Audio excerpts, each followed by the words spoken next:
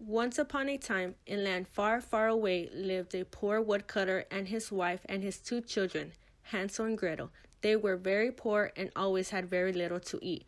"I'm hungry," said Hansel. "I'm hungry," said Gretel, but there was nothing the poor woodcutter could do for his children. Later on that night, the woodcutter laid in bed and worried about how he was going to provide for his family.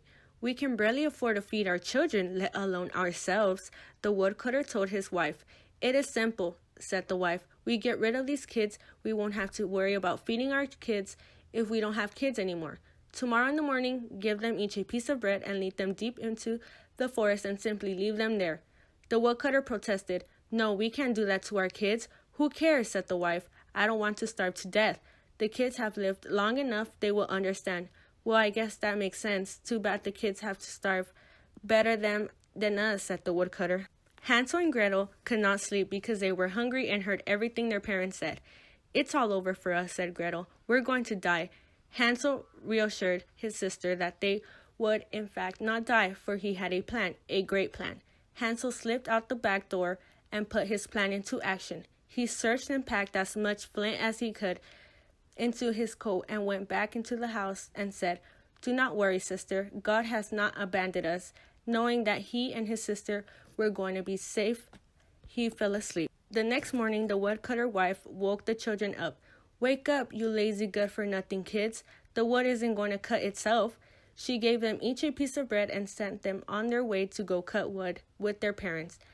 As they walked with their parents deep into the forest, Hansel made sure to drop bits of flints as they walked. When they got to the center of the forest, the woodcutter said, "All right, children, go off and get some wood so we can get a fire started."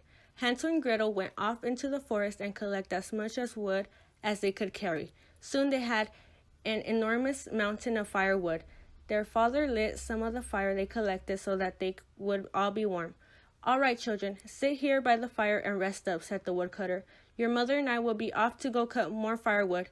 When we are ready, we will come and get you guys." Hansel and Gretel ate their bread and soon fell asleep by the warm fire, knowing that their parents were not going to come back.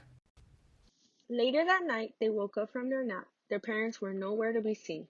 "Oh no, how are we going to make it back home?" asked Gretel. "Do not worry, sister," said Hansel. "We are going to make it back home."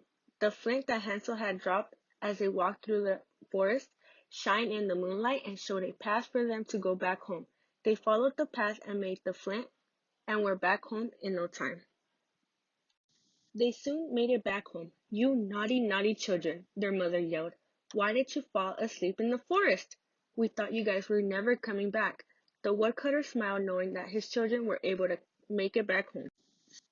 Soon after they encountered the same problem. They were running out of food and could barely eat. "We'd have absolutely nothing to eat," said the woodcutter's wife. "This is what we need to get rid of these lazy kids now. We need to take them so far into the woods that they will never be able to find their way back home." The woodcutter tried to protest, but his wife would not listen. Again, he would have to lead his children into the woods and abandon them. Again, Hansel and Gretel heard everything their parents said. "Don't cry," said Hansel. Early the next morning, the woodcutter's wife woke the children and sent them off to the woods with even less bread than before. Hansel acted quickly and crumbled the bread in his pocket and stopped every so often to drop crumbs as they walked. The woman led the children farther and farther into the forest. Soon the children had no idea where they were and were truly lost. Like the last time they went into the forest, a fire was made, and their mother said, "Sit here and sleep. Your father and I will be back soon." They did as their mother said and soon fell asleep. When they woke up, their parents were nowhere to be found. "Oh no," said Gretel, "we have been abandoned again. How are we going to find our way back home?"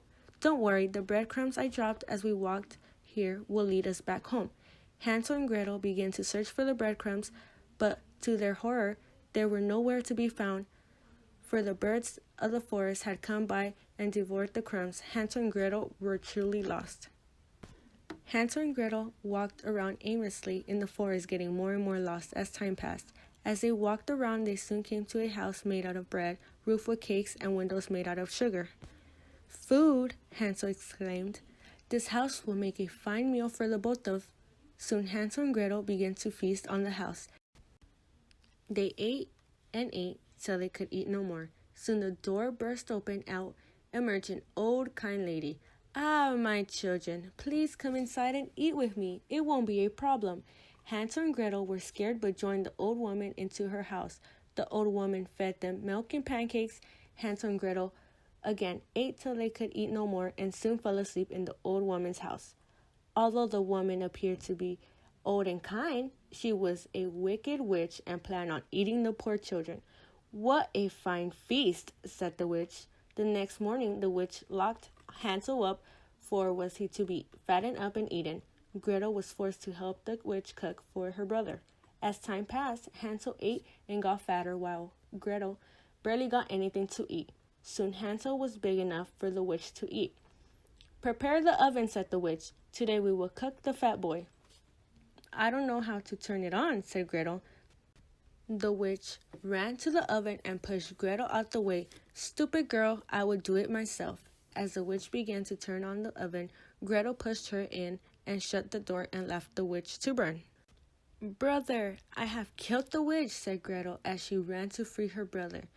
Now that they were both free, they decided that they were not going to leave empty-handed.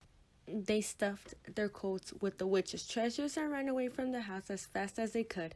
They ran and soon the forest began to look more and more familiar. They soon made it back home. As they arrived home, their house was empty, for both of their good-for-nothing parents had died. Hansel and Gretel were able to live off their treasures and lived happily ever after. The end.